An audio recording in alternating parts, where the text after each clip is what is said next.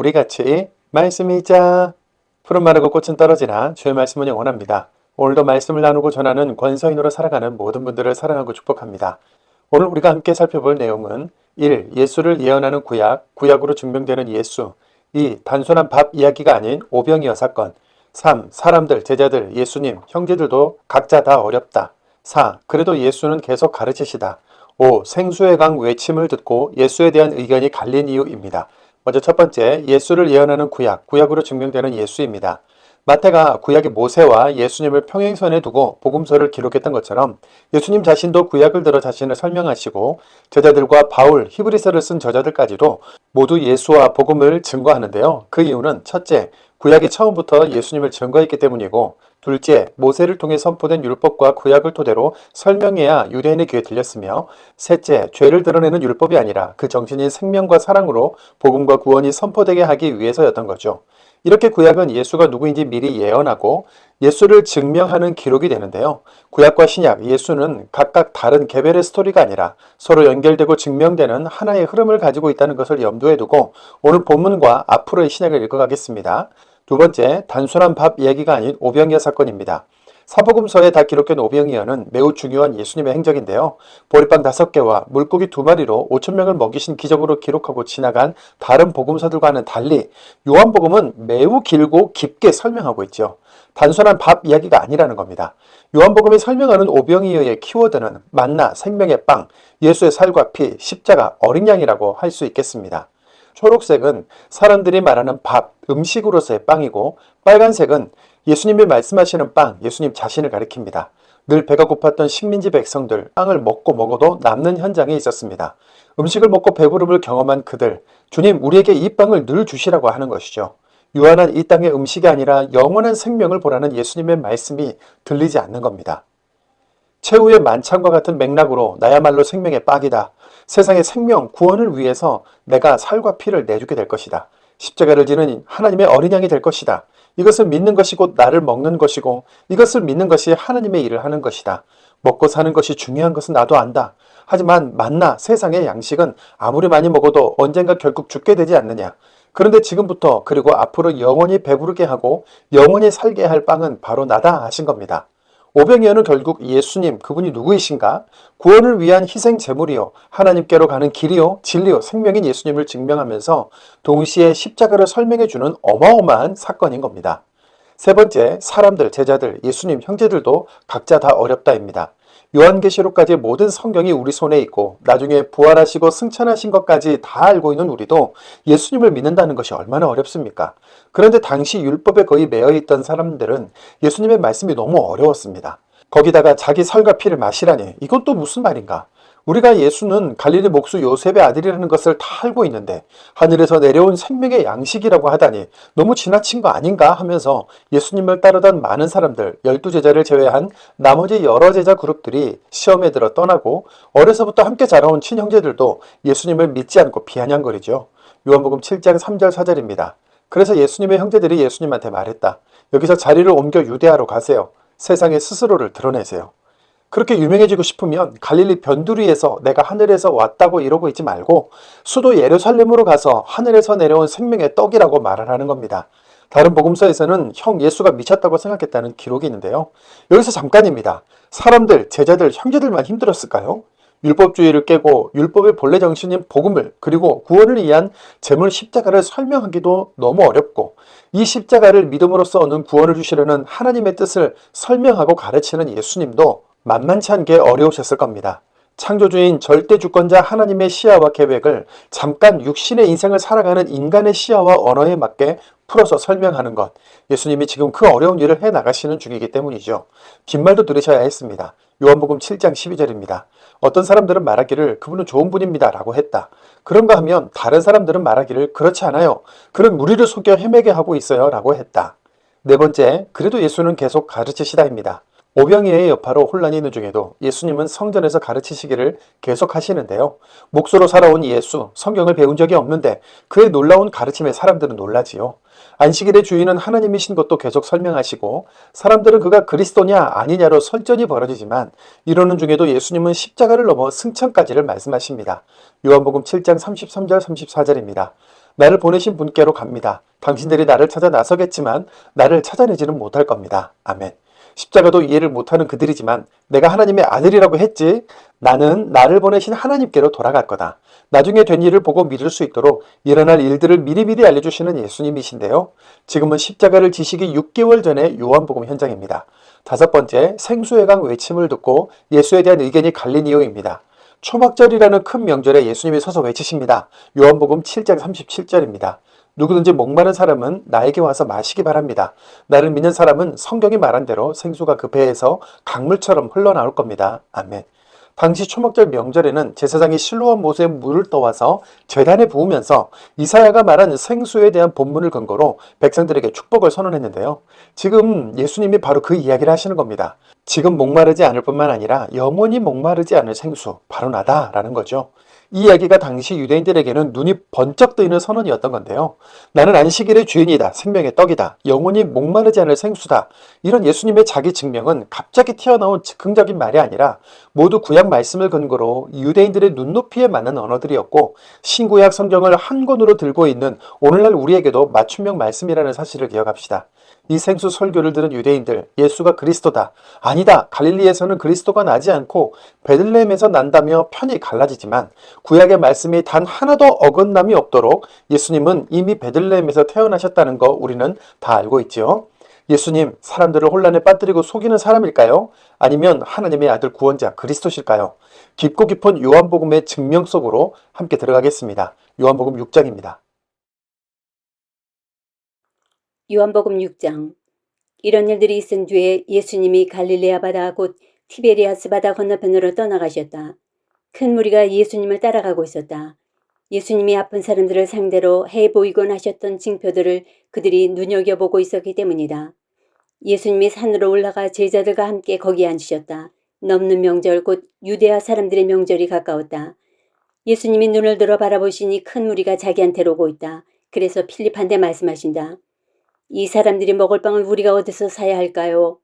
이 말씀을 하신 것은 필립을 떠보시려는 것이었다. 예수님 자신은 자기가 무엇을 하실지 알고 계셨던 것이다. 필립이 예수님께 대답했다. 200데나리온어치 빵이 있어도 그들에게 충분하지 않습니다. 저마다에게 조금씩만 돌아가게 하려고 해도요. 제자들 가운데 하나인 안드레 곧 시몬 베드로의 형제가 예수님께 말씀드린다. 여기 어린애 하나가 있는데 보리빵 5개와 작은 물고기 2마리를 가지고 있습니다. 그러나 이것이 이렇게 많은 사람에게 무슨 쓸모가 있겠습니까? 예수님이 말씀하셨다. 사람들을 자리 잡고 앉게 하세요. 마침 그곳에 풀이 많이 있었다. 그래서 사람들이 자리 잡고 앉았다. 그 수는 남자 어른이 5,000명쯤이었다. 그러자 예수님이 빵을 받아들고 감사드리셨다. 그러고는 자리 잡고 앉아있는 사람들에게 나누어 주게 하셨다. 작은 물고기들로도 같은 일을 하셨다. 사람들이 바라는 만큼씩 나누어 주게 하셨다. 사람들이 배불리 먹었을 때 예수님이 제자들에게 말씀하신다. 먹고 남은 조각들을 모으세요. 조금 더 버려지는 것이 없도록 하세요. 그래서 제자들이 남은 조각들을 모아서 그것들로 광주리 12를 가득 채웠다. 보리빵 5개에서 사람들이 먹고 남긴 조각들이었다. 그러자 사람들은 예수님이 해보이신 징표를 보고서 말했다. 이분이야말로 참으로 세상에 오실 그 예언자시다. 그러므로 예수님은 사람들이 금방이라도 와서 자기를 억지로 데려가 임금으로 삼으려는 것을 알아차리셨다. 그래서 예수님은 혼자서 다시 산으로 물러나셨다. 날이 저물자 제자들이 바다로 내려갔다. 그리고 배에 올라타 바다 건너편 가버나움으로 가고 있었다. 이미 어둠이 짙어졌다. 그런데 예수님은 아직 그들한테로 와 계시지 않았다. 게다가 큰 바람이 불어대고 있어서 바다가 심하게 출렁거렸다. 그들이 대략 5 또는 6km쯤 노를 저어갔을 때였다. 제자들이 눈여겨보니 예수님이 바다 위로 걸어서 배 가까이에 계신다. 그들은 두려워했다. 그러자 예수님이 그들에게 말씀하신다. 나예요, 나. 두려워하지 마세요. 제자들은 예수님을 배 안으로 맞아들이려 했다. 그런데 배는 곧바로 그들이 가고자 하던 땅에 닿았다. 그 다음 날이다. 바다 건너편에 서 있던 무리가 본 바로는 작은 배 한 척 말고는 다른 배가 거기 없었다. 그리고 예수님은 제자들과 함께 배에 오르지 않으셨고 제자들만 떠났다. 한편 다른 작은 배들이 티베리아스에서 와서 주님이 감사드리신 뒤에 그들이 빵을 먹었던 장소 가까이에 닿았다. 그런데 무리가 보니 예수님도 거기에 계시지 않고 제자들도 없었다. 그러자 그들은 작은 배들에 올라타고 가버나움으로 갔다. 예수님을 찾아 나선 것이었다. 바다 건너편에서 예수님을 찾아냈을 때 그들이 말했다. 랍비님, 언제 여기로 오셨습니까? 예수님이 대답하셨다. 아멘, 아멘, 여러분에게 말합니다. 여러분이 나를 찾는 것은 징표들을 보았기 때문이 아니라 빵을 먹고 배불렀기 때문입니다. 썩어 없어진 음식이 아니라 계속 남아있어 영원한 생명에 이르도록 하는 음식을 위해 일하세요. 인자가 여러분에게 주실 음식 말입니다. 인자를 인증해 주신 분은 아버지 하나님이시니까요. 그러자 그들이 예수님께 여쭈었다. 우리가 뭘 해야 할까요? 하나님의 일을 하기 위해서는요. 예수님이 대답하셨다. 이것이 하나님의 일입니다. 곧 그분이 보내신 일을 믿는 것입니다. 그러자 그들이 말씀드렸다. 랍비님이 직접 해보시는 징표는 무엇입니까? 우리가 보고 랍비님 말씀을 믿도록 말이에요. 무슨 일을 하고 계십니까? 우리 조상들은 만나를 먹었습니다. 광야에서요. 성경에 이렇게 적혀 있는 대로죠. 빵을 하늘로부터 그들에게 주셔서 먹게 하셨다. 그러자 예수님이 그들에게 말씀하셨다. 아멘, 아멘, 여러분에게 말합니다. 하늘로부터 그 빵을 여러분에게 준 것은 모세가 아닙니다. 하늘로부터 그 참된 빵을 여러분에게 주시는 분은 내 아버지이십니다. 하나님의 빵은 하늘로부터 내려와서 세상에 생명을 주는 빵이니까요. 그래서 그들이 예수님께 말씀드렸다. 주님, 우리에게 이 빵을 늘 주십시오. 예수님이 그들에게 말씀하셨다. 나야말로 생명의 빵입니다. 나한테 오는 사람은 절대로 배고프지 않을 겁니다. 나를 믿는 사람은 절대로 목마르지 않을 겁니다. 단 한 번이라도요. 그러나 내가 여러분에게 말했지요. 여러분은 나를 보기까지 했으나 믿지 않고 있어요. 아버지께서 나에게 주시는 것은 다 나한테 올 겁니다. 그리고 나한테 오는 사람을 나는 절대 밖으로 내쫓지 않을 겁니다. 내가 하늘에서 내려와 있는 것은 나의 뜻을 실행하기 위해서가 아닙니다. 나를 보내신 분의 뜻을 실행하기 위해서입니다. 그런데 나를 보내신 분의 뜻은 이것입니다. 나에게 주신 모든 것을 내가 하나도 잃어버리지 않고 그것을 마지막 날에 다시 일으켜 세우는 겁니다. 내 아버지의 뜻은 이것입니다. 아들을 알아보고 그를 믿는 사람마다 영원한 생명을 얻게 되는 것입니다. 그를 일으켜 세울 겁니다. 바로 내가요. 마지막 날에는 말이에요. 그러자 유대의 사람들이 예수님에 대해 투덜거렸다. 나야말로 하늘에서 내려온 빵입니다. 하고 예수님이 말씀하셨기 때문이다. 그들이 말했다. 이 사람은 예수 곧 요셉의 아들이잖아. 우리 자신들이 그의 아버지 어머니를 똑똑히 알고 있잖아. 어떻게 지금 이 사람이 말하는 거지? 나는 하늘에서 내려와 있다 하고 말이야. 예수님이 대답하셨다. 서로 투덜거리지 마세요. 아무도 나한테 올 수 없습니다. 아버지 곧 나를 보내신 분께서 이끌어주지 않으시면요. 오는 사람은 내가 그를 마지막 날에 일으켜 세울 겁니다. 예언서에 이렇게 적혀 있어요. 하나님이 그들 모두를 가르치실 것이다. 아버지한테서 듣고 배운 사람은 모두 나한테 옵니다. 누군가가 아버지를 배웠다는 뜻은 아닙니다. 하나님으로부터 와 있는 이 말고는요. 그는 아버지를 배웠습니다. 아멘, 아멘, 여러분에게 말합니다. 믿는 사람에게는 영원한 생명이 있습니다. 나야말로 생명의 빵입니다. 여러분의 조상은 광야에서 그 만나를 먹었지만 죽었습니다. 그러나 이것이야말로 하늘에서 내려오는 빵입니다. 이것을 먹는 사람은 누구든 죽지 않게 하려고요. 나야말로 살아있는 빵, 곧 하늘에서 내려온 빵입니다.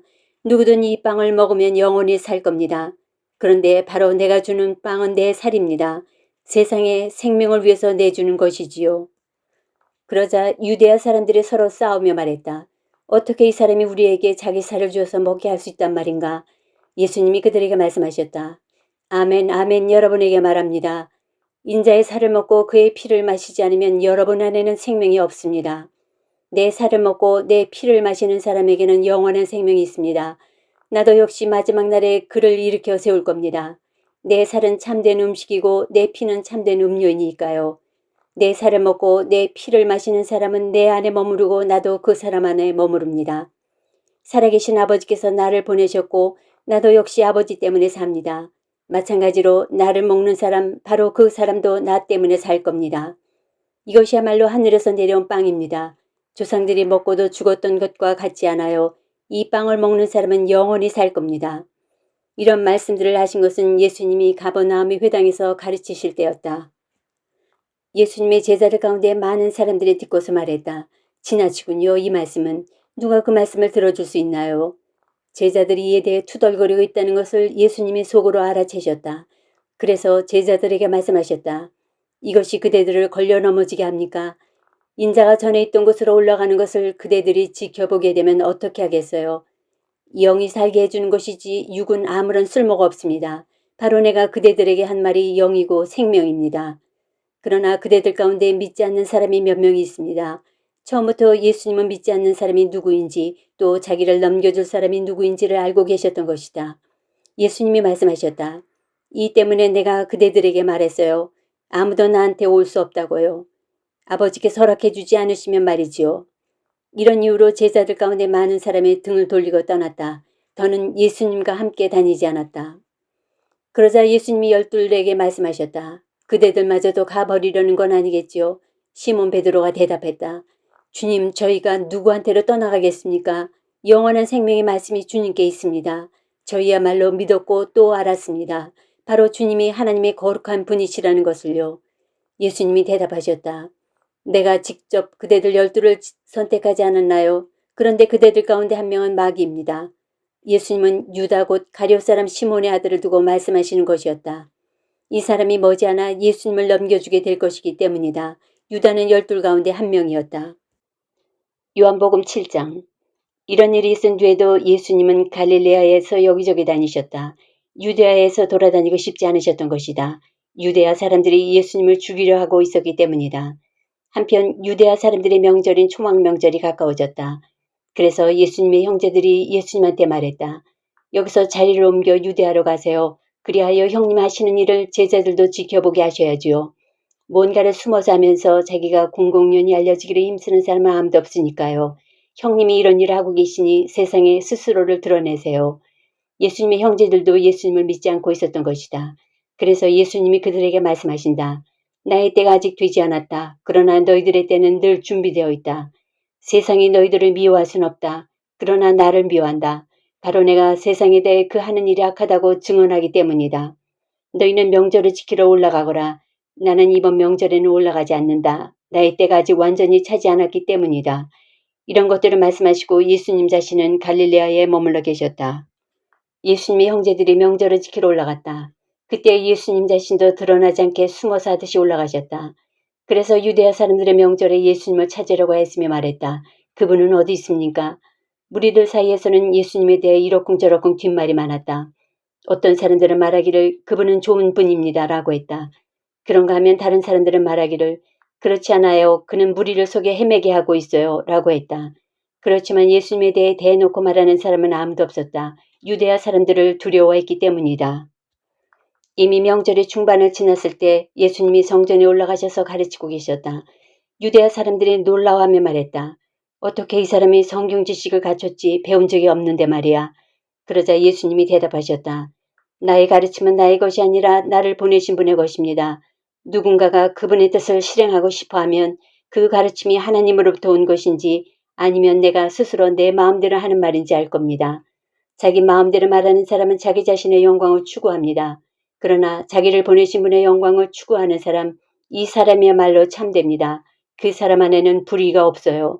당신들에게 율법을 준 것은 모세 아닌가요? 그런데 당신들 가운데 율법을 실행하는 사람이 아무도 없군요. 왜 나를 죽이려고 했습니까? 무리가 대답했다. 선생에게 귀신이 붙었군요. 누가 선생을 죽이려고 했은단 말입니까? 예수님이 대답하셨다. 한 가지 일을 내가 했더니 당신들 모두가 놀라워하고 있습니다. 이 일 때문에요. 그러나 모세가 당신들에게 할례 제도를 주었습니다. 할례는 모세에게서 비롯된 것이 아니라 조상들에게서 비롯된 것이다. 그리고 안식일에도 당신들은 사람에게 할례를 시행합니다. 안식일에도 사람이 할례를 받습니다. 모세의 율법을 어기지 않으려고요. 그런데도 나한테는 당신들이 성질을 부립니까? 안식일에 내가 사람의 온몸을 건강하게 만들어 주었기 때문에요.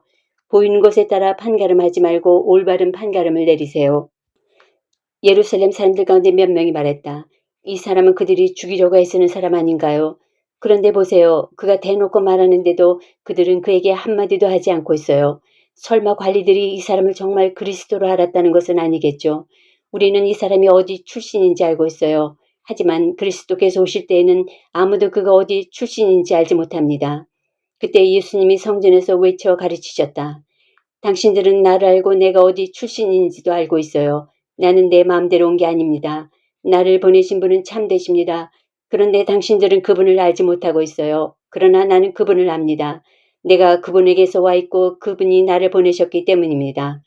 그러자 사람들이 예수님을 붙잡으려고 했다. 그러나 예수님께 손을 대는 사람은 아무도 없었다. 그분의 때가 아직 오지 않았기 때문이었다. 한편 무리 가운데서 많은 사람들이 예수님을 믿었다. 그리고 이렇게 말했다. 그리스도가 오신다고 해도 이분이 해 보이신 것보다 더 많은 징표들을 해 보이실까요? 바리새파 사람들은 무리가 이런 말로 예수님에 대해 쑥덕거리는 것을 들었다. 그래서 대제사장들과 바리새파 사람들이 아랫 사람들을 보내어 예수님을 붙잡게 했다. 그러자 예수님이 말씀하셨다. 내가 아직은 얼마 동안 조금 더 당신들과 함께 있을 겁니다. 그러고는 나를 보내신 분께로 갑니다. 당신들이 나를 찾아 나서겠지만 나를 찾아내지 못할 겁니다. 내가 있는 곳에 당신들은 올 수 없습니다. 그러자 유대아 사람들이 자기네끼리 말했다. 이 사람이 어디로 가겠다는 건가요? 우리가 자기를 찾아내지 못할 거라고 말하다니. 그리스 사람들 가운데 우리 민족이 흩어져 사는 곳으로 가서 그리스 사람들을 가르치겠다는 건 아니겠죠. 그가 한 이 말은 무슨 뜻인가요? 당신들이 나를 찾아 나서겠지만 나를 찾아내지 못할 겁니다. 내가 있는 곳에 당신들은 올 수 없습니다. 라고 한 말입니다. 마지막 날 곧 명절의 큰 날에 예수님이 서서 외치셨다. 누구든지 목마른 사람은 나한테 와서 마시기 바랍니다. 나를 믿는 사람은 성경이 말한 대로 생수가 그의 배에서 강물처럼 흘러나올 겁니다.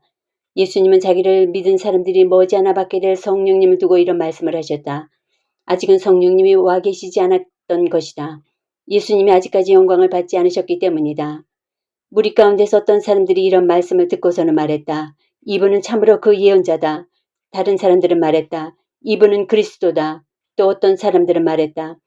갈릴레아에서 그리스도가 나시지는 않잖아요. 성경이 말하기를 그리스도는 다윗의 후손 가운데서 또 다윗이 살았던 마을인 베들레헴에서 난다고 하지 않았나요? 그래서 예수님 때문에 무리 사이에 편이 갈라지는 일이 생겼다. 그들 가운데 어떤 사람들은 예수님을 잡아들이고 싶어 했다. 그러나 아무도 예수님께 손을 대지는 못했다. 아랫사람들이 대제사장들과 바리새파 사람들한테로 왔다. 그러자 그들이 아랫사람들에게 말했다. 무엇 때문에 너희들은 그를 끌고 오지 않았느냐? 아랫사람들이 대답했다. 아직까지 어떤 사람도 이렇게 말한 적이 없었습니다. 그러자 바리새파 사람들이 아랫사람들에게 말했다. 너희들마저도 속아 넘어간 것은 아니겠지. 지도자들 가운데서나 바리새파 사람들 가운데 그를 믿게 된 사람이 있는 건 아니겠지. 그러나 율법을 알지 못하는 이 어중이 떠중이는 저주 아래 있다. 니고데모가 그들한테 말한다.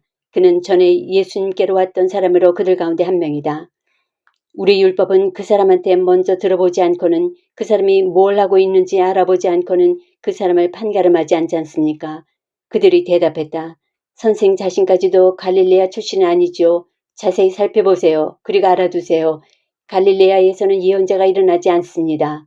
그러고는 저마다 자기 집으로 갔다.